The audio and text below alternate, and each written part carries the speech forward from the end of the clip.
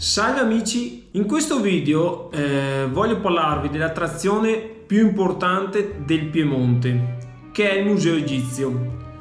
Tu sei già stato al Museo Egizio? Fammelo sapere qui sotto nei commenti. Qualche tempo fa avevo fatto un video, che vi lascio qui sopra ma anche in descrizione, in riferimento a una mappa che era stata fatta dalla piattaforma digitale Musement, dove erano indicate le attrazioni più importanti suddivise per regioni, secondo il numero delle recensioni che aveva avuto questa attrazione su Google. Quindi nella prima parte del video vi spiegherò un po' la storia del museo, una sintesi, mentre poi andremo ad analizzare le recensioni. Infine vi spiegherò, e infatti dovete rimanere fino alla fine del video, un modo completamente gratuito per visitare il museo che probabilmente molti di voi non conoscono. Quindi ti chiedo di valutare anche di iscriverti al canale se ancora non l'hai fatto. Un gesto per te gratuito, ma per me molto importante, perché mi dà la possibilità di portarti sempre nuovi contenuti che possono essere utili a te. Quindi iniziamo.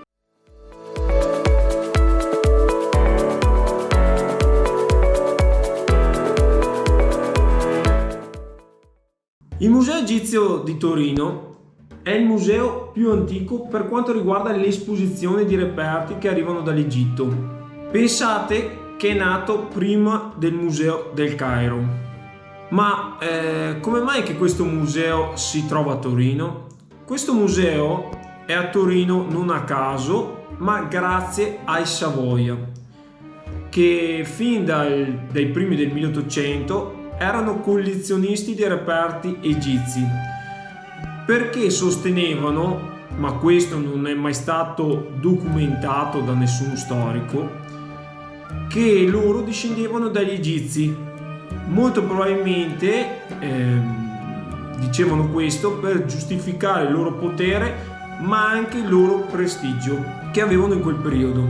Il museo fu fondato nel 1824 grazie a Re Carlo Felice di Savoia. Infatti prima la maggior parte dei reperti si trovava presso l'Università di Torino. Re Carlo Felice di Savoia acquistò per circa 400.000 lire una serie di reperti dal console francese e quindi doveva mettere da qualche parte questi reperti. Fu individuato questo palazzo che all'epoca veniva utilizzato per esporre reperti, infatti era anche un museo di scienze naturali, e decise di mettere all'interno questi reperti che erano dedicati esclusivamente alla civiltà egizia. Infatti si possono trovare statuari, tantissime mummie, papiri e tantissimi oggetti di uso comune. Col passare del tempo i reperti aumentarono sempre più di numero, anche perché i Savoia finanziarono numerose spedizioni in Egitto. Diventò sempre più importante questo museo anche a livello mondiale. Ma colui che cambiò pelle al museo fu l'arrivo nel 2015 del nuovo direttore Christian Greco, che ampliò infatti la superficie espositiva, in pratica raddoppiò, e cambiò anche l'esposizione delle opere con un nuovo percorso espositivo, e attualmente il Museo Egizio raccoglie all'incirca 40.000 reperti. Oltretutto furono ricavate anche delle aule studio all'interno del museo, workshop e diciamo anche un'area relax per i visitatori. Il 29 giugno 2022 fu anche inaugurato il Giardino Botanico, un giardino molto interessante perché è ispirato alla vegetazione che cresce lungo le rive del Nilo. A livello di numeri attualmente i visitatori sono in crescita ogni anno, naturalmente non contando i 2 anni della pandemia. Infatti siamo passati da circa 850.000 visitatori nel 2019 a quasi 1 milione quest'anno.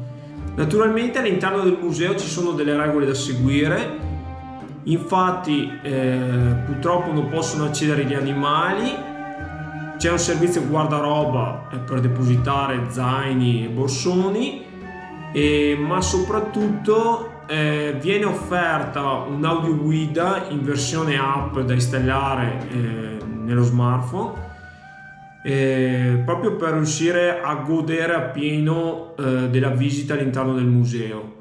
Questa viene fornita gratuitamente con il prezzo del biglietto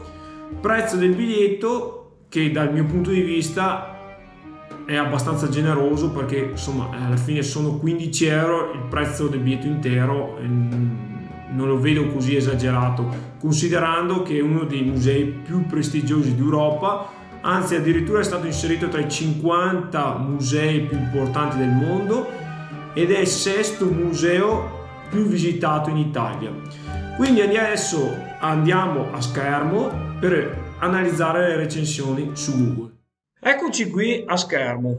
Allora, se andiamo qui, vediamo che ormai le recensioni sono arrivate a 41.000 e con un punteggio di 4,7, che è un super punteggio.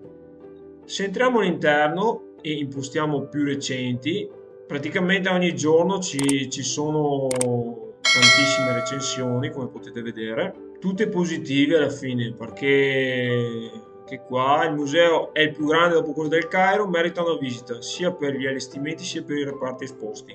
Noi siamo riusciti a entrare senza problemi alle 9 del mattino, senza fare code.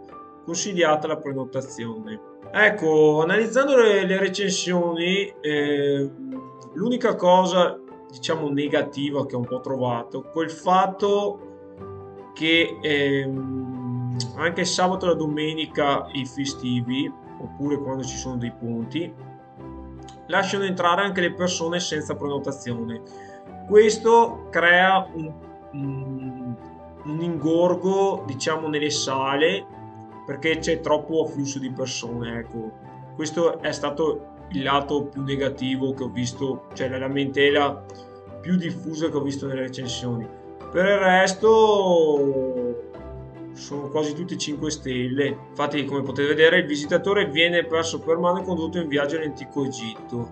Ecco, l'altra cosa che non ho capito, se il guardaroba è gratuito. Suppongo che sia gratuito. Comunque all'interno di queste recensioni trovate insomma qualche suggerimento per godere al meglio di questa visita. E consiglio sempre che quando si va in questi posti di dare sempre un'occhiata alle recensioni, perché può essere sempre utile per non avere problemi. Tornando al sito ufficiale, allora, per quello che vi consiglio è di prenotare comunque la visita, perché così si va sul sicuro. Non farlo troppi giorni prima, perché non è rimborsabile il biglietto, e questo è un problema. Si va su Ticket and Shop, si va su Acquista, poi entrate dentro qui, fate Acquista ora. Allora, ricordo intanto gli orari, che dal martedì alla domenica dalle 9 alle 18:30 e il lunedì dalle 9 alle 14, quindi il lunedì pomeriggio è chiuso il museo. Si seleziona il giorno, per esempio selezioniamo domani, vediamo se c'è disponibilità. Mi dà disponibilità, mettiamo le 10 intero, si va al pagamento, si procede con l'acquisto. Qui c'è scritto più o meno delle piccole informazioni. Naturalmente qui viene detto che l'audioguida è gratuita, poi si va qua, si mette nome e cognome, mail, contatto telefonico, acconsenti, conferma la prenotazione. Si può pagare con carta di credito di qualsiasi circuito e PayPal, addirittura c'è anche PayPal. Qual è il modo per visitarlo in maniera gratuita? E adesso ve lo spiego. Si va sempre qui su acquista biglietti, si va sempre su biglietto museo, su acquista ora. Quando si sceglie la data, adesso tiriamo via questi 15 euro di questo, ecco, mettiamo 14, si sceglie il mezzogiorno. Quando si va a selezionare che tipologia, perché poi qua esempio gli over 70 hanno un biglietto ridotto di 12 euro, Gli studenti tra i 15 e i 18 anni, studenti universitari, hanno 3 euro di biglietto, per cui c'è una sezione che c'è scritto gratuito. Se si va dentro, si mette scegli, parte i bambini 0,5, invalidi 74%, c'è scritto compleanno, si seleziona uno e si completa l'ordine. Infatti c'è scritto richiede verifica in cassa. Praticamente in questa, cioè mercoledì 14 dicembre, che magari è il mio compleanno, io entro gratuitamente al museo. Basta presentare una carta d'identità, un documento, anche il passaporto per gli amici dell'estero, e si va dentro in maniera gratuita. Questo finora è l'unico modo per entrare gratuitamente, tranne anche quegli altri che vi avevo elencato prima. Poi voglio darvi un'altra informazione che può essere utile se vi trovate a Torino o in Piemonte un giorno, ma anche fino a 5 giorni consecutivi. Avete la possibilità di fare la Torino Piemonte Card, che è una carta che vi dà ingresso gratuito nei più importanti musei e mostre di Torino, ma anche del Piemonte. Un ingresso ridotto ad altri siti culturali, biglietto ridotto sulle principali attrazioni di Torino, ad esempio la Mole Antonelliana, oppure, non so, il bus a 2 piani, quello panoramico per intenderci, ma anche una tariffa ridotta del biglietto dei trasporti, dei tram, bus e metropolitana. Per acquistare, per acquistare queste card bisogna andare su dei siti terzi. Comunque quella da un giorno costa 29, quella da 2 giorni 38, quella da 3 giorni 44 e quella da 5 giorni 49. Allora, queste card si possono acquistare online, oppure se arrivate a Torino potete acquistarla anche nei vari uffici turistici. Ce n'è uno in Piazza Castello, ma in tutti gli uffici turistici del Piemonte, Bardonecchia, Ivrea e anche nei principali musei. Io vi consiglio di farla se vi fermate più di un giorno, perché risparmiate molto in tutte le attrazioni. Quindi se il video ti è stato utile, lascia un like. Se ti servono altre informazioni, scrivimelo sotto nei commenti che cercherò di risponderti il prima possibile. Ricorda di iscriverti al canale se ancora non l'hai fatto e di cliccare la campanella, così potrò notificarti l'uscita dei nuovi video. Io ti do appuntamento al prossimo video. Ciao!